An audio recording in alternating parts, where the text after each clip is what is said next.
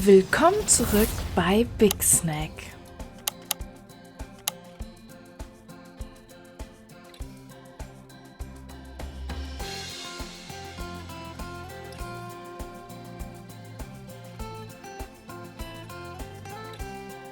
Für unseren Bratreis schneiden wir als allererstes unsere Lauchzwiebel, Knoblauch und unsere Zwiebel.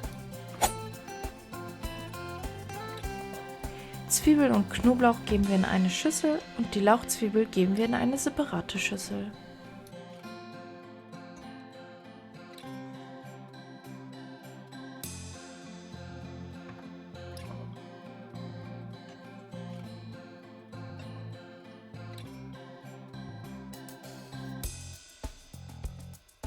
Nun nehmen wir uns unsere 3 Eier und schlagen sie in eine Schüssel.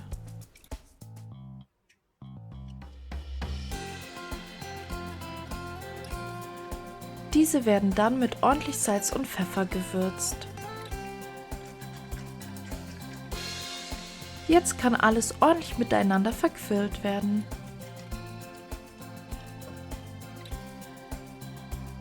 In eine gut beschichtete Pfanne erhitzen wir etwas Öl.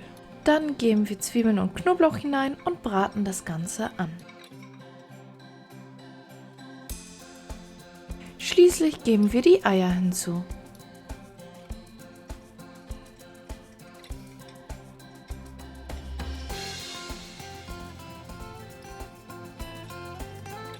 Auf das Ei geben wir dann die Lauchzwiebeln.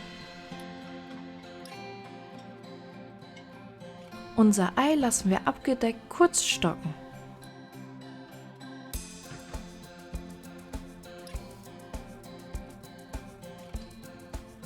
Nun wenden wir unser Ei und teilen es dann schon in kleinere Stücke und braten es von der anderen Seite an. Als nächstes nehmen wir uns unseren bereits gekochten Reis. Ideal eignet sich tatsächlich Reis vom Vortag. Diesen mischen wir dann zu unserem Ei. Das Ganze würzen wir mit etwa 2 Teelöffel Sojasauce. Und für die etwas süßlichere Note 2 Teelöffel Ketchup.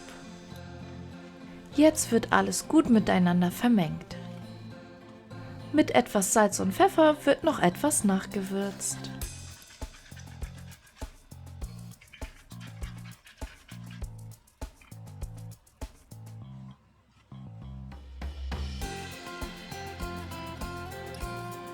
Unseren fertigen Bratreis geben wir dann in eine vorher angefeuchtete Schüssel, um es dann über Kopf zu stülpen und anschließend schön garnieren zu können.